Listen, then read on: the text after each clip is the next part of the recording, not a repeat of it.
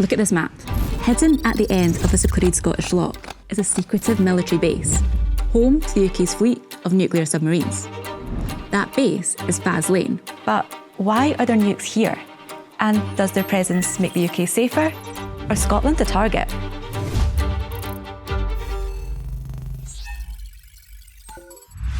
Have you ever heard of MAD? It's a Cold War-era doctrine which means mutually assured destruction. Essentially, if one nuclear power launched a full-scale nuclear attack, the subsequent counterstrike would ensure the annihilation of both the attacker and the defender. I'm recording this from Glasgow in March 2026, and while no one is using nuclear weapons, right now we have war in Europe, the Middle East, multiple civil wars in Africa and Asia. They're all increasing global instability. And you might not expect it, but Scotland has a role to play in all of this. To understand what that is, I'm going 25 miles that way. At the tip of Gare Loch is His Majesty's Naval Base Clyde. Nobody calls it that though. It's known simply as Faslane. This base is home to the UK's fleet of 4 Vanguard-class submarines, each armed with Trident nuclear missiles. This quiet stretch of water on Scotland's west coast is one of the most strategically important military locations in Europe. Quick explainer. The UK has 4 Trident submarines. At any one time, there is one submarine carrying nuclear weapons patrolling the seas undetected, 1 undergoing maintenance, and 2 in port or on training manoeuvres. The submarines are 150 metres long. That's larger than 2 Airbus A380s, and they have a missile range of 4,000 nautical miles. The whole idea is that in the event of a nuclear attack on the UK, the submarine at sea has the ability to retaliate. To understand why our subs are in Scotland, we need to go back in time, and we need an expert. Faslane is around 40 kilometres northwest of Glasgow, and the submarines are based there for a combination of reasons, including the deep water access to the North Atlantic, the fact that it is a geographically isolated space away from major population centres that can be more easily protected. Dr. Timothy Peacock is a lecturer and historian at the University of Glasgow, specialising in war studies. That includes nuclear history.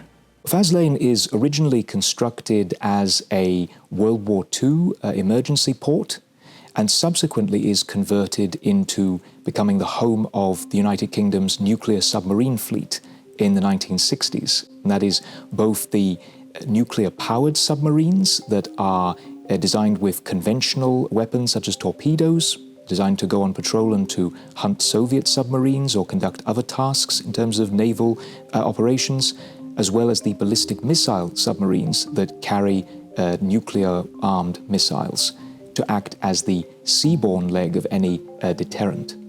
Historically, not everyone in Scotland has been happy with the presence of submarines, nor the idea of a nuclear deterrent being housed here. The demonstrators had expected the heavily guarded convoy to take the steep incline at Peaton Hill, a shortcut between Coulport and the Clyde submarine base. But at the last minute, the route was switched. The tactic took most of the demonstrators by surprise and left many of them screaming, shouting and crying in anger. These views are shared by the protesters of the Faslane Peace Camp, the longest-running occupied peace camp in the world, who, in 2022, celebrated 40 years of encampment beside the submarine base. There have been arguments as to those on one side suggesting that the presence of a nuclear deterrent has prevented wider war and has allowed for de-escalation and diplomacy, as opposed to other scholars who've argued that the very presence of nuclear weapons has potentially exacerbated the possibilities of conflict, including through arms races and the encouraging of the building up of nuclear armaments or larger conventional forces by multiple sides. I think I would say that I am observantly concerned about the present global situation.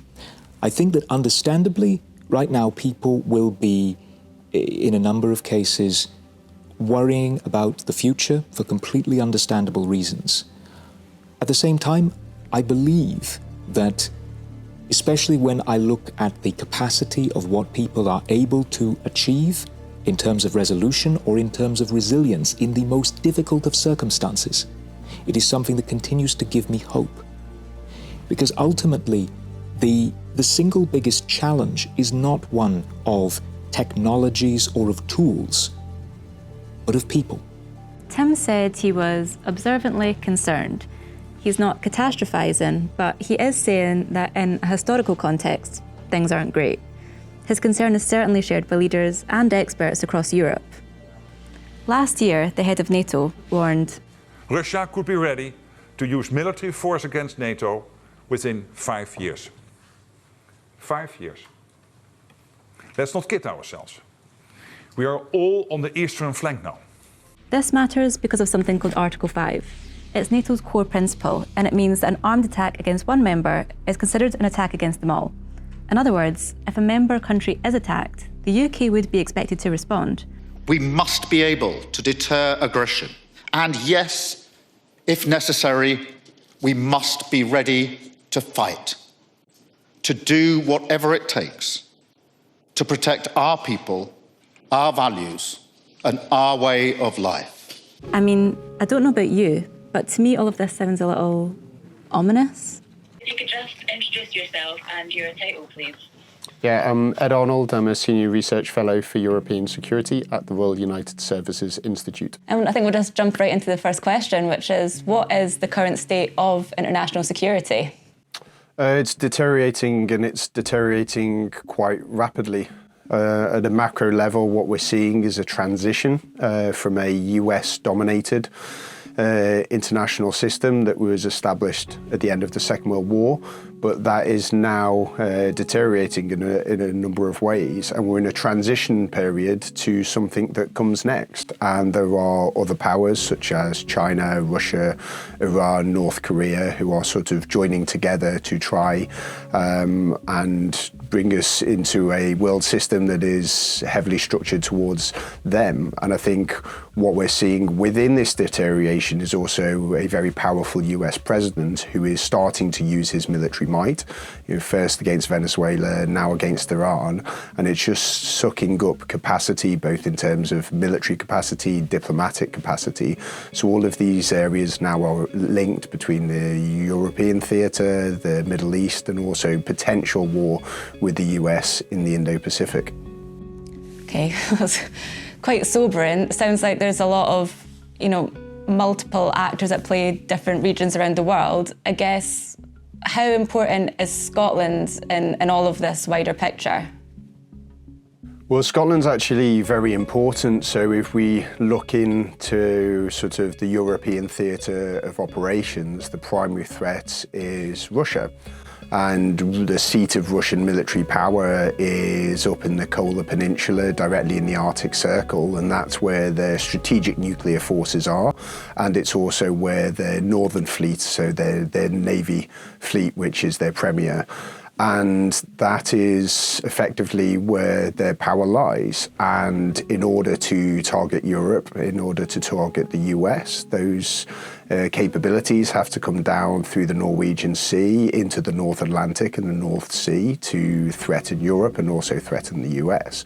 So Scotland is absolutely integral to that, mainly through RAF Lossiemouth in the north, which has UK maritime patrol capability. And actually that's quite a large proportion of NATO's maritime patrol activity. Mm-hmm. And I just want to go back to that point. So in Europe, Scotland is the only place that has nuclear weapons that would be used in defence of NATO, is that right?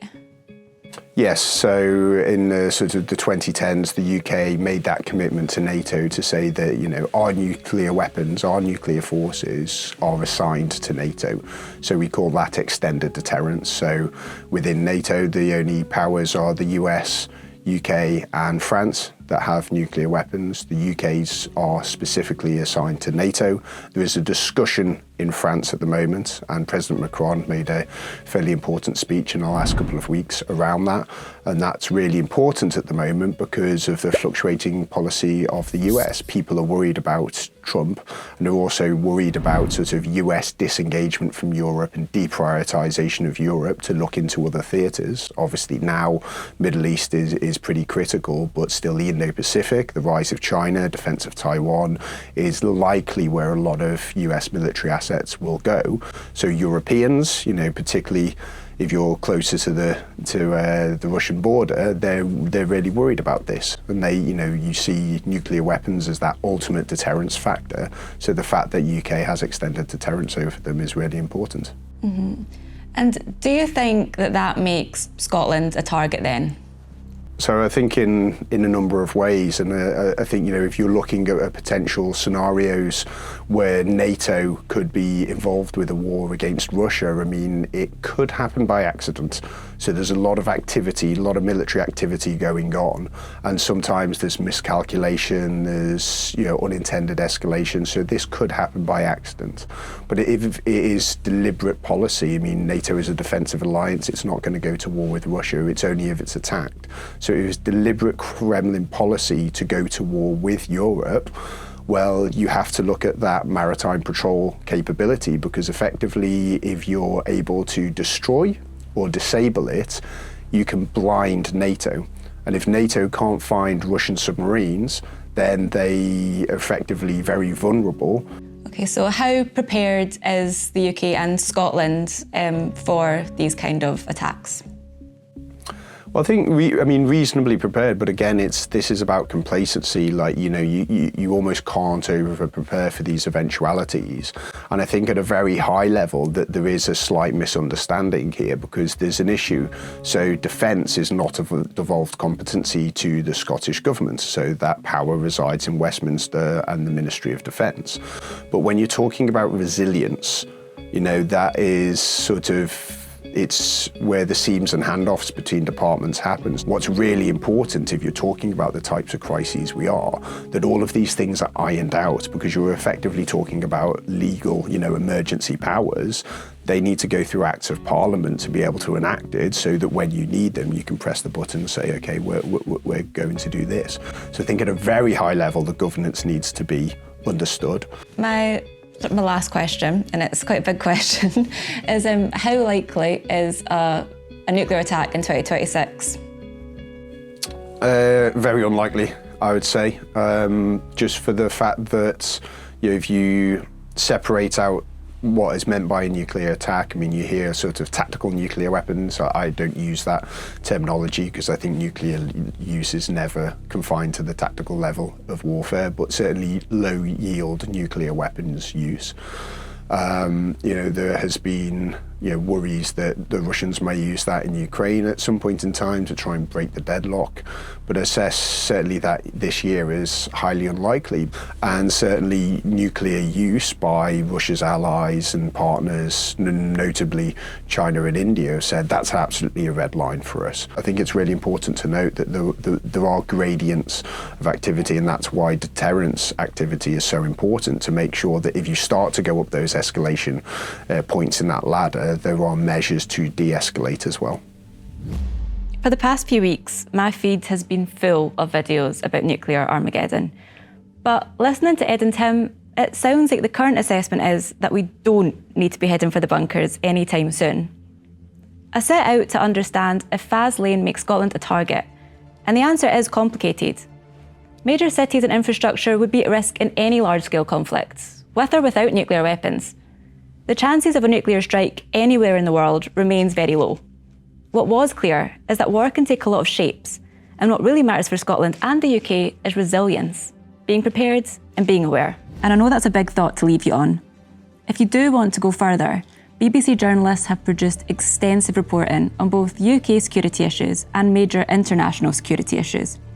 I'll put links in the description of some of the stuff that I've been reading, but you can also find it all on YouTube or on the BBC News app.